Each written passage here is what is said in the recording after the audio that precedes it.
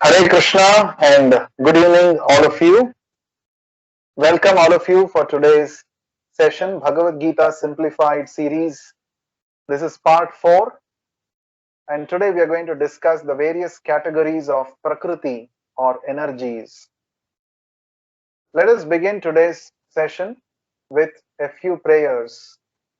Nama Om Vishnu Padaya Krishna Preshthaya Bhutale Srimate Bhakti Vedanta Swamin Nitinamine Namaste Saraswate Deve Gauravani Pracharine Nirvishesha Shunyavadi Paschatya Deshatarine Jaya Shri Krishna Chaitanya Prabhu Nityananda Shri Advaita Gadadhara Srivasadi Gaura Bhakta Vrinda Hare Krishna, Krishna Krishna, Hare Hare, Hare Rama, Rama Rama, Hare Hare. I would like to dedicate today's session to our beloved spiritual master, His Divine Grace, Abhay Charanaраvinda Bhaktivedanta Swami Prabhupada. So let us quickly take a look at the topics and some points that we had discussed in our previous session.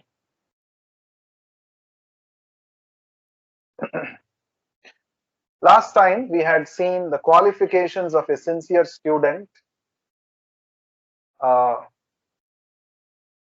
of Bhagavad Gita.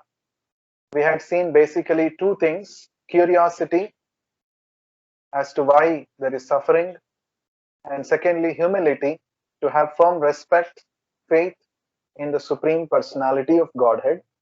We had also discussed about the 5 basic truths explained in the Bhagavad Gita: Ishvara, Jiva, Prakriti, Kala, and Karma. We learnt that the first 4 are eternal, while the last one, karma, is temporary. So these were some of the points that we had discussed in the previous meeting.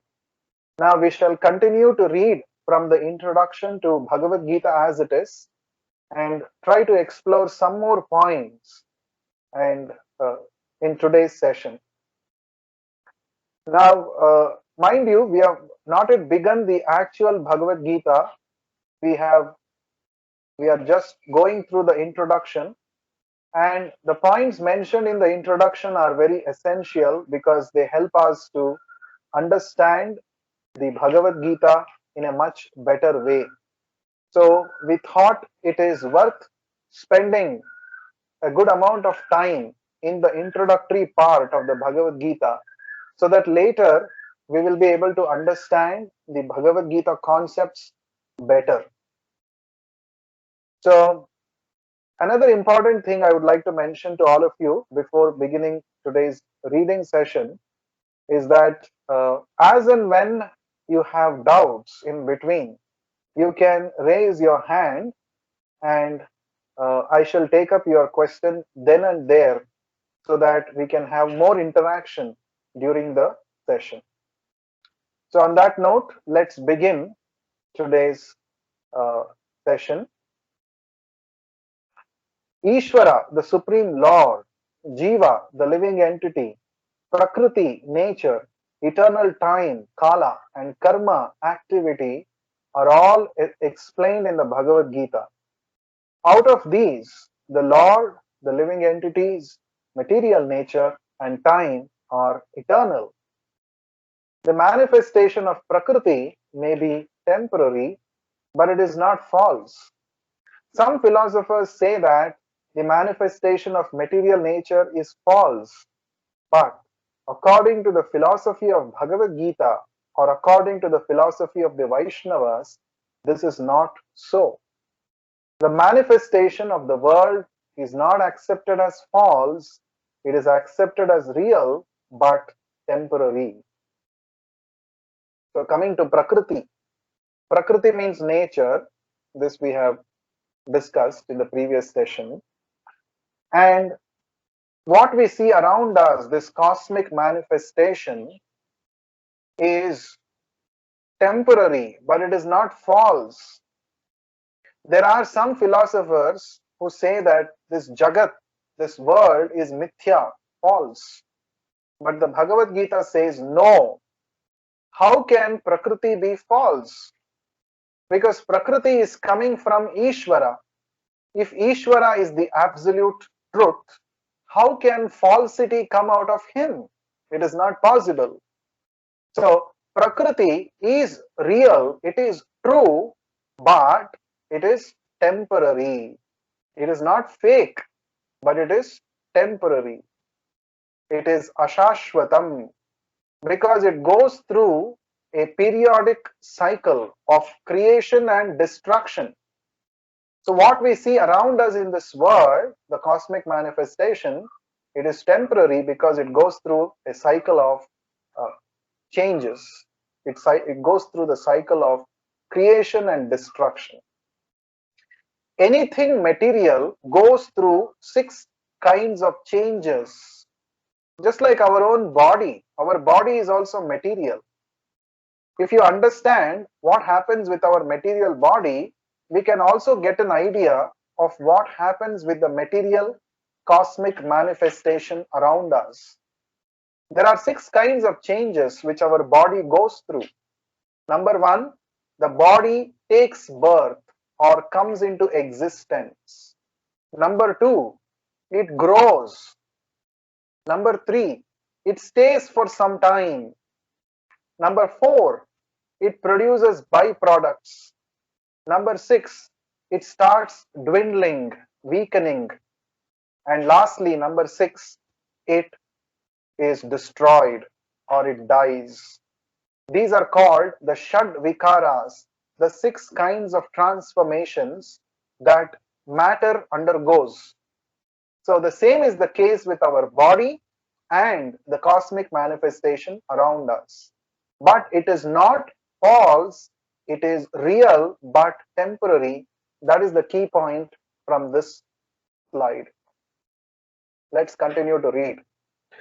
It is likened unto a cloud which moves across the sky, or the coming of the rainy season which nourishes grains.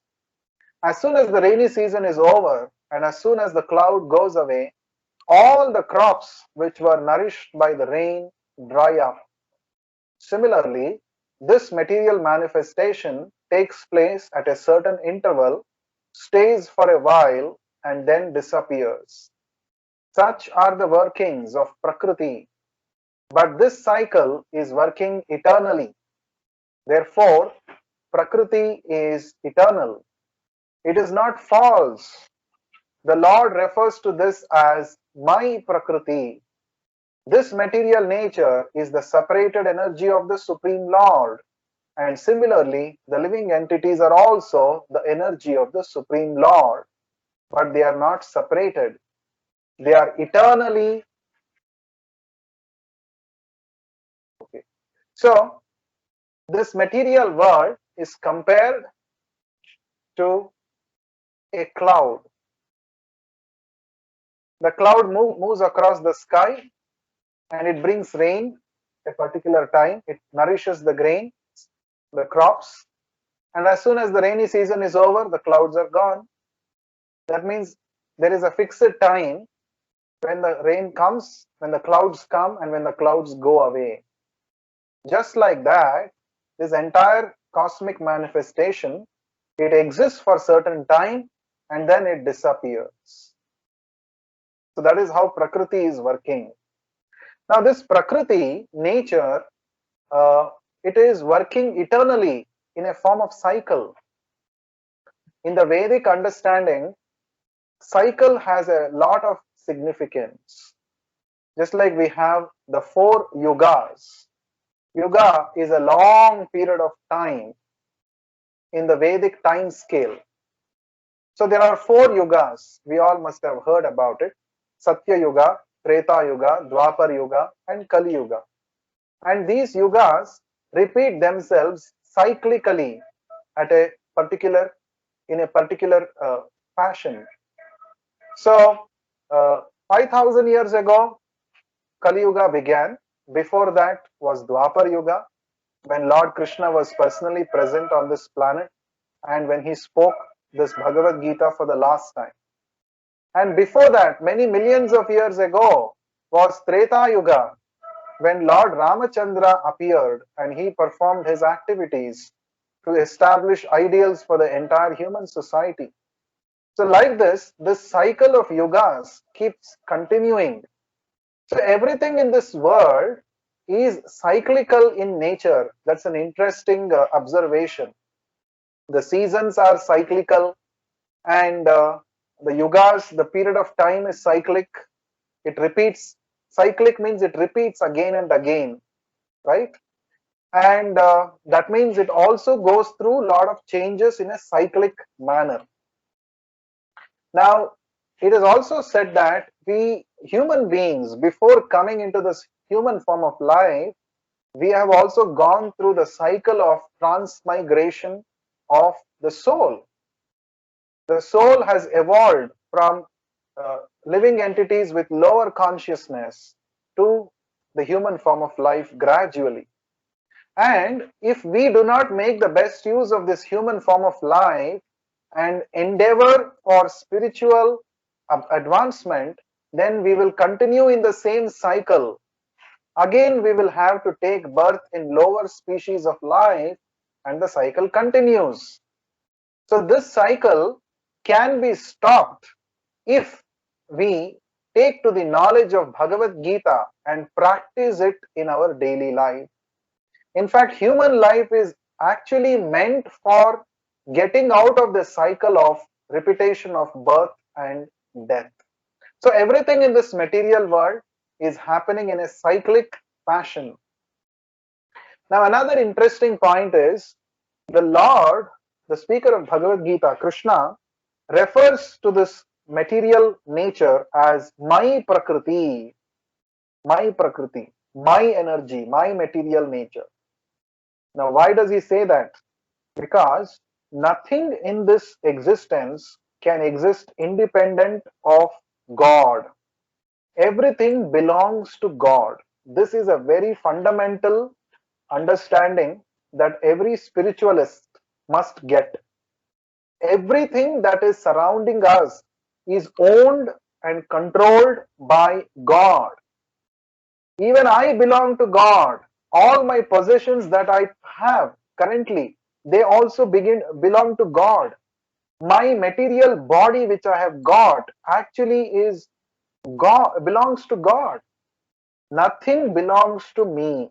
And ultimately me, the soul, also belongs to God. This is a very important realization that can help us uh, to stay away from things like greed. I should not be greedy. Whatever the Lord has set forth as my quota, I shall take it, enjoy it, recognizing that it truly belongs to God. It has been given to me by God. Everything belongs to God. That's a very important thing. Therefore, it has always been in the Indian culture to revere Prakriti, nature, as godly, right? We see that there are many festivals in India, especially, which are centered around nature and transformations in nature. For example, Makara Sankranti or Pongal is a festival of harvest, and we have the spring festival, Holi. So, all these festivals are very much connected with nature, and they teach us that nature is our mother, and she is providing for all our requirements, and it is our duty to show our respect to Mother Nature. And we have also seen, if we meddle with nature, what kind of difficulties can come about. You see, nowadays, because of the ongoing pandemic situation, oxygen is in much demand. There's a lot of shortage of oxygen cylinders.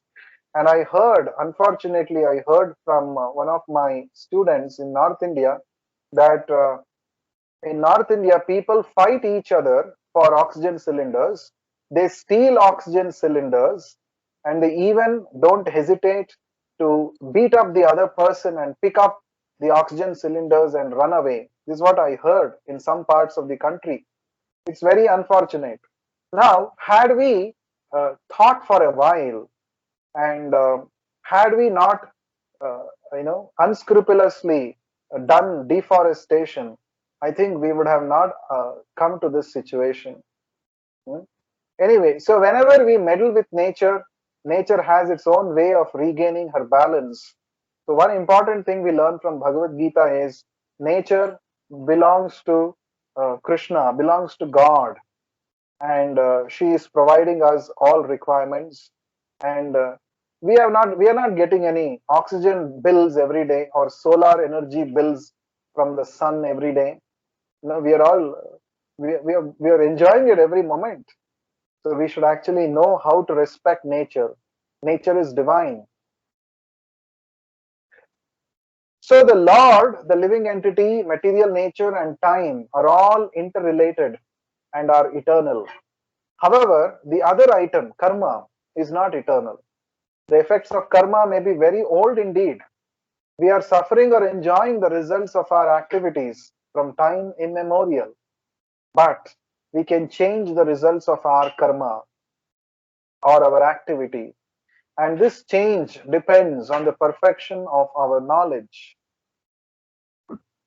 We are engaged in various activities. Undoubtedly, we should adopt to gain relief from the actions and reactions of all these activities. But this is also explained in the Bhagavad Gita. So, as I mentioned, out of the 5 basic items mentioned in the Bhagavad Gita, explained in the Bhagavad Gita, karma is temporary. Karma is not eternal. Karma means our actions. Now, as we had discussed previously, we are currently enjoying or suffering the results of our previous activities. Every activity that we do creates a kind of reaction, and we are bound to enjoy or suffer the results of those actions. You cannot escape it. But with proper spiritual knowledge, it is possible for us to change the results of our karma. It is possible. Karmani nirdahati kintu cha bhakti bhajam. In the 4th chapter of the Bhagavad Gita, Lord Krishna says, just like fire burns everything to ashes, this spiritual knowledge of Bhagavad Gita can burn away all the karma reactions of our past. So, this knowledge of Bhagavad Gita is very potent, and if we understand it properly and apply it in our daily lives, we can get relief from the sufferings that we are going through. We don't have to actually suffer. The nature of the soul is Anandamaya. Always we have to be happy. That is the original nature of the soul. But out of ignorance, when we don't know the laws of nature, we act in a way which creates suffering to us. And by knowing the right way of action, we can become free from this ignorance. Consequently, we can also become free from the sufferings. So one of the prime reasons for Lord Krishna to speak Bhagavad Gita is to relieve us from our ignorance and consequently relieve us from all our suffering. You can see an interesting picture here on the slide. You can see the animal has the face of a human being, and the human being who is about to chop off the animal's neck has the face of an animal. Now, what does it mean? It simply represents uh, the Sanskrit word mamsa. In the Sanskrit language, every word has got a very deep meaning. Mamsa, mam means me, sa means you. The origin of the word mamsa, which means flesh or meat in English, is like this. Whenever a person eats the flesh of an animal, it means that this person will actually become an animal in the next life, and the animal which was killed will get an opportunity to kill that person. So nothing in this world goes unchecked or unbalance. Every action, including the choice of our food, has karmic consequences and you cannot escape them. Therefore, Bhagavad Gita is teaching us that we should use our ability to act in a very diligent manner. Just because I have the ability to harm another creature, I don't have rights to kill or harm any other creature. So we need to act very responsibly. So the law of karma is actually meant to make us responsible. Sometimes people think, oh, these are all fairy tales. These are all simply created by our ancient people to create fear in the hearts of people so that they will not commit criminal activities. No, it is not like that. But these are all real laws which actually act, and nobody can escape these laws. They are actually intended not to create any false fear in our heart, but they're actually intended to make us more responsible in our activities. Let's continue. The position of Ishvara is that of supreme consciousness. The jivas or the living entities, being parts and parcels of the Supreme Lord, are also conscious. Both the living entity and material nature are explained as Prakriti, the energy of the Supreme Lord, but one of the two, the jiva, is conscious. The other, Prakriti, is not conscious. That is the difference. Therefore, the jiva Prakriti is called superior because the jiva has consciousness which is similar to the Lord's. The Lord's is supreme consciousness, however, and one should not claim that the jiva, the living entity, is also supremely conscious. The living being cannot be supremely conscious at any stage of his perfection, and the theory that he can be so is a misleading theory. Conscious he may be, but he is not supremely conscious. So, the Lord has got some multiple energies as we discussed in the previous session. So, there are two categories, that is, the conscious and the non conscious. Prakriti or material nature comes under non conscious, therefore, material nature is inferior. And Jiva, the living entities, all of us, the souls, we are conscious, therefore we are called superior Prakriti, superior nature. So we have qualitatively the same consciousness as God. This is yet another interesting revelation from the Bhagavad Gita. So the Bible also says the same. Man is made in the image of God. That means all of us are actually tiny gods. Originally, our position is divine. We belong to that original divinity. That is our original position. But when we come under the influence of the inferior Prakriti, nature or Maya, we forget our original divinity and we start developing the opposite qualities, that is, demoniac qualities. To the extent that we forget our original relationship with God, to that extent, demoniac qualities develop in our personalities. And to the extent that we revive our original relationship with God, to that extent, we regain our lost divinity. This is one important concept that Lord Krishna explains through the chapters of Bhagavad Gita through various examples. So, all of us, we belong to God. We are parts and parcels of God. Actually, in our normal position, in our original position, we are fully pure, just like God. This is a very, very important understanding. It is like a self-discovery for each one of us.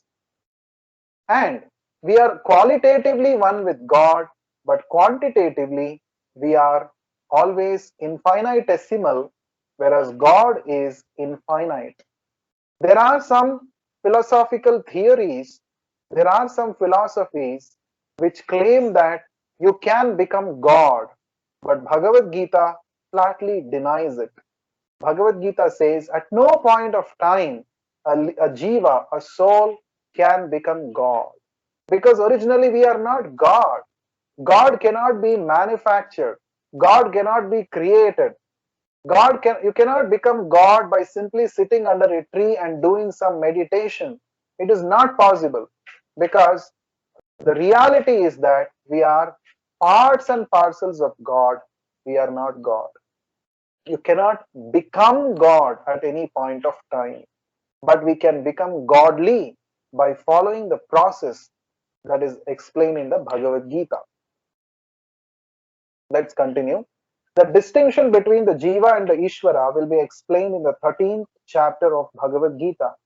The Lord is Kshetrajna, conscious, as is the living being. But the living being is conscious of his particular body, whereas the Lord is conscious of all bodies.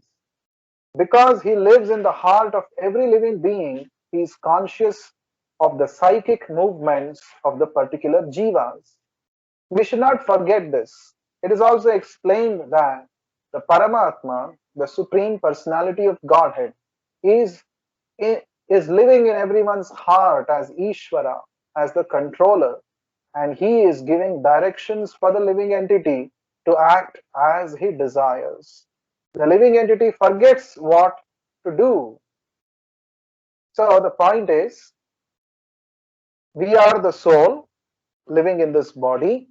This body is called Kshetra, or the field of activities, and the soul is called Kshetrajna, the knower of the Kshetra, the knower of the field of activities. But there is one more Kshetrajna apart from us who is occupying this body, and that is called Paramatma.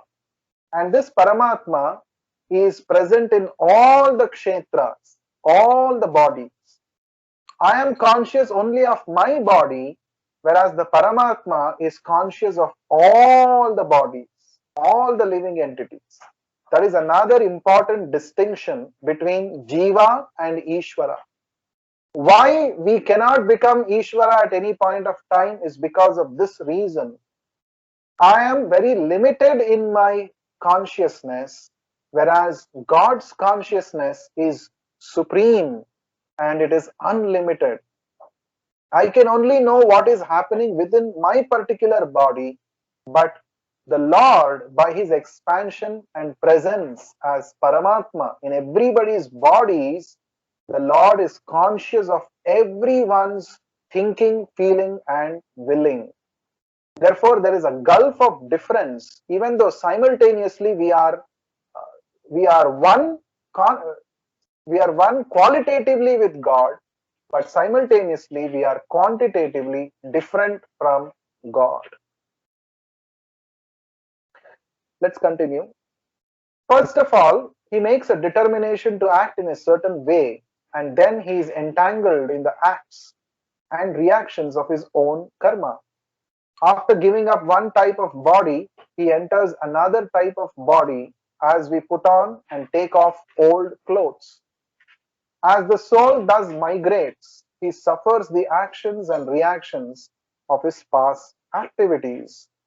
These activities can be changed when the living being is in the mode of goodness, insanity, and understands what sort of activities he should adopt.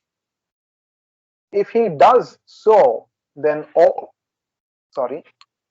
then all the actions and reactions of his past activities can be changed.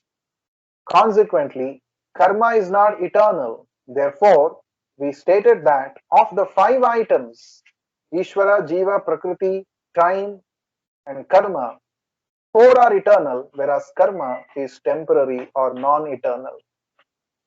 So, this is the explanation given why karma is not eternal. So, we are the jivas, we act in a certain way. Paramatma in the heart gives us remembrance, gives us the intelligence to act as per our desire. When we act in a particular way, we actually get entangled in the reactions of those activities, and because of those activities and reactions, we are we are forced by Prakriti to accept another body. So the soul changes from one body to another body to enjoy the reactions of his past activities, enjoy or suffer in both the cases. But with right understanding, when we are situated in Sattva Guna, with the right knowledge, when we act, we can actually change our consciousness. When we change our consciousness to spiritual consciousness, then no more we are going to act in a way which produces more reactions. Consequently, we don't have to go through the cycle of birth and death. Therefore, with right knowledge, we can change our karma. We can become free from the cycle of birth and death, which is actually the goal of human life. So the knowledge of Bhagavad Gita equips us with this right knowledge by which we no more get entangled in the cycle of birth and death.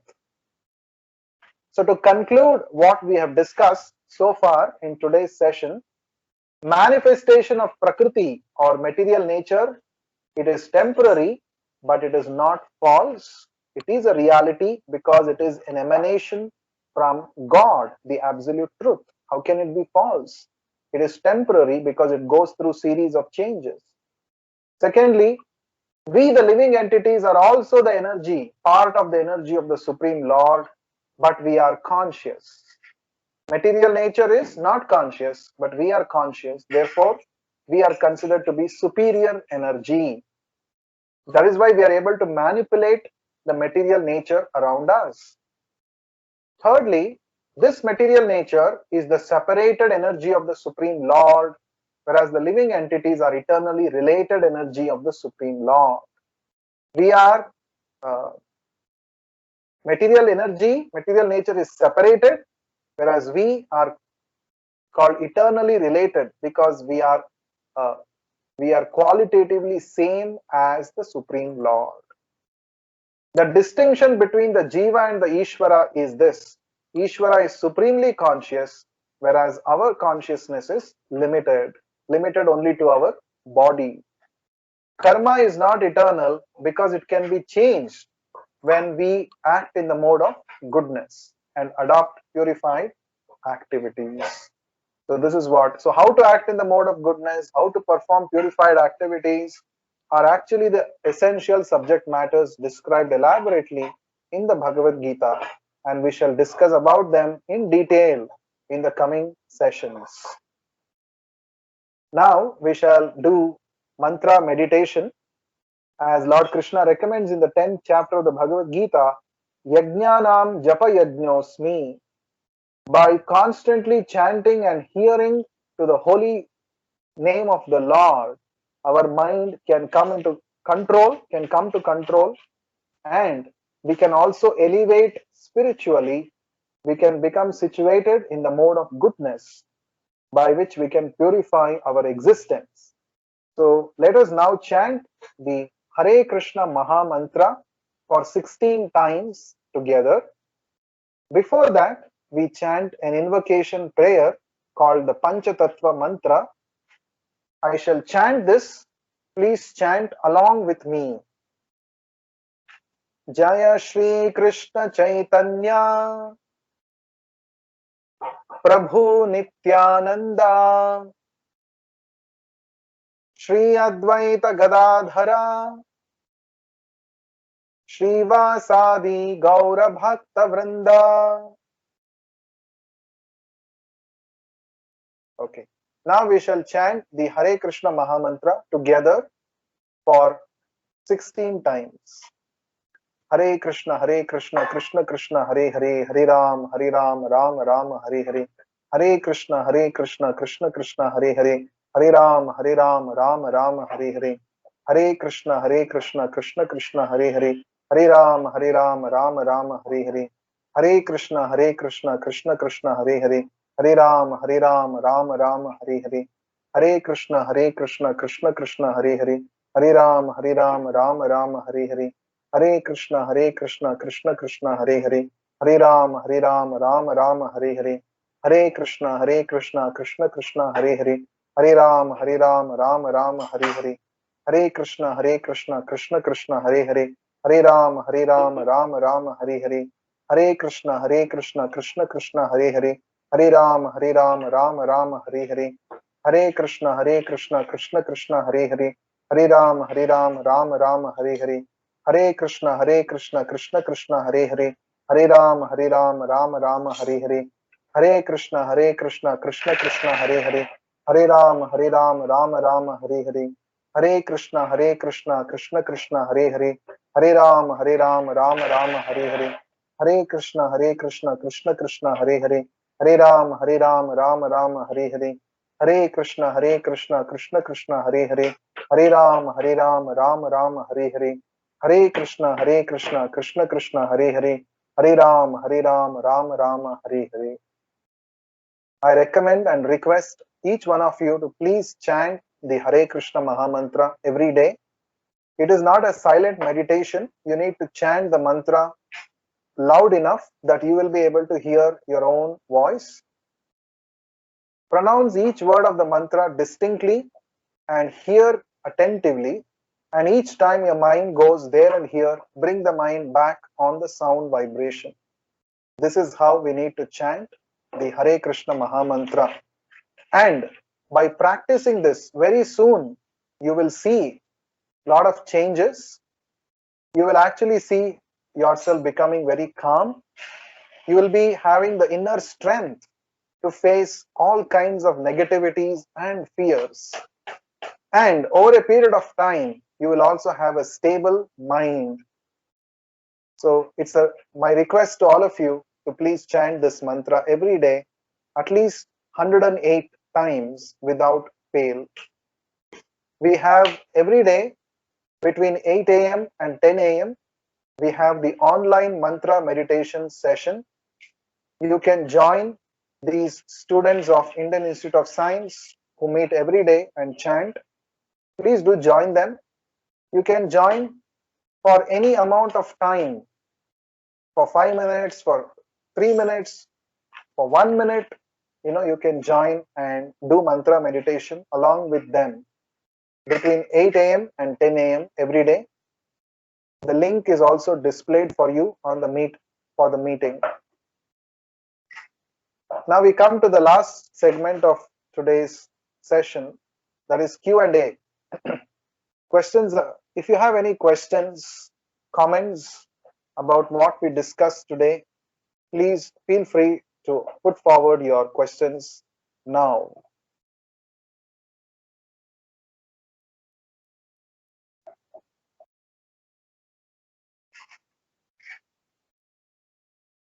You can unmute yourself and speak out your question.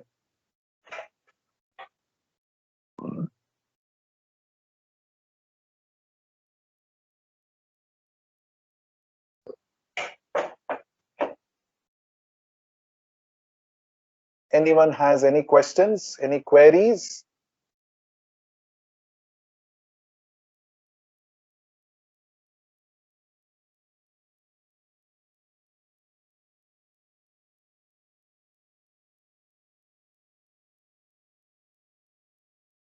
Okay. So since no one has responded, I'm assuming that all that we discussed today was very clear. And in case if you have any questions, please feel free to upload your questions by visiting the link which is displayed on the screen. We will get back to you with answers and clarifications of your doubts. Thank you all for giving your valuable time and attending this session. I request you to please be regular to our sessions and also invite your fellow students of IISc to also come and participate in the sessions. In fact, there is a team of devotees, team of students who are actually working very hard to conduct and organize this session. I request all of you to cooperate. We only want to share this knowledge of Bhagavad Gita with more and more people. So please help us by participating and by also getting more interested people to attend this session. If you want to introduce any of your fellow students to this session or to any other activities of our Trans Dimensions Club, please contact Santosh and he can help you regarding that. Help us spread this good word to everybody. Thank you very much once again for giving your valuable time. We shall meet again in the next session. Please give your valuable feedback about today's session in this link which is displayed. Thank you once again. Hare Krishna. Thank you, Prabhu. Hare Krishna.